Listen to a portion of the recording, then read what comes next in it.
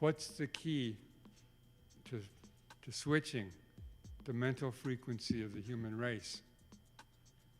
What's the key to making a big shift so that we can prepare a positive mental field that's elevating its consciousness in the direction of absolute galactic culture and cosmic awareness?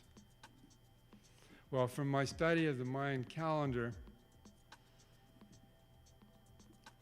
in 1989, I made a discovery that the reason why the Mayan calendar was so sophisticated, and it's not, when we say Mayan calendar, Mayans used many different calendars. They had a totally different sense of time than we do. Our sense of time is locked into something called the clock and the Gregorian calendar. We take these as second nature. They're so embedded in our consciousness. It's very difficult for us to think of time apart from a clock or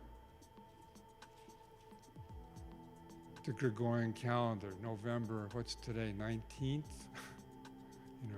That's a totally arbitrary, absolutely arbitrary, agreed upon fiction. Totally, 100%. Where did that agreed upon fiction come from? Originally it came from Julius Caesar. And then it was adopted by the church at the Council of Nicaea in 325 after Christ.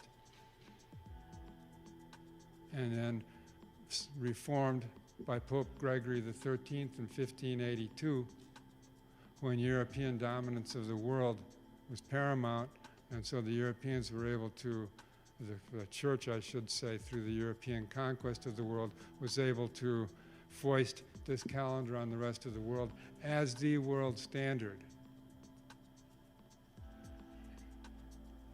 But it's just an arbitrary fiction. It has actually no cosmic meaning. November is the 11th month, and it means 9.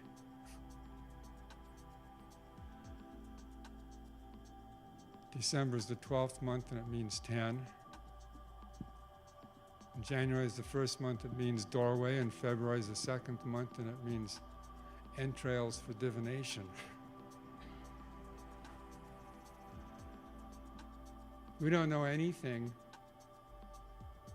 virtually speaking, about this system of time that we lock ourselves into, and yet we have a hard time giving it up. You know what dogma is? Dogma is when you accept something that you never questioned. So one of the principal dogmas in the world is this calendar and also this clock. When you accept something that you never questioned, and it happens to be the instrument that shapes your whole sense of time. And you say, in this culture, you say July 4th, and everybody knows what that means. That's because the calendar is a macro programming device. All of the programming of the society and the culture that uses the calendar is in that calendar. So it's a way in which we create a what's called an annual feedback loop that keeps us entrained in a particular perception of reality. And we can't even see that. We're, as I've said very often, we're like the goldfish in the water. They don't know the water's dirty.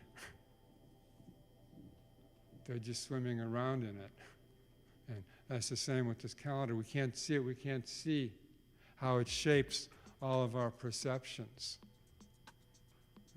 Now it's going to be Thanksgiving, and everyone's thinking turkey, and then it's going to be Christmas, then it's going to be New Year's. So these are all these, and then it starts over. What starts over again? What starts over again on January 1st? They say, well, it's not going to be 2004 anymore, it's going to be 2005. But what is it that starts over? It's just this program in your mind. It's an arbitrary mental program. But we're all so embedded in it, we don't even know it. We just accept it. It takes us along with it.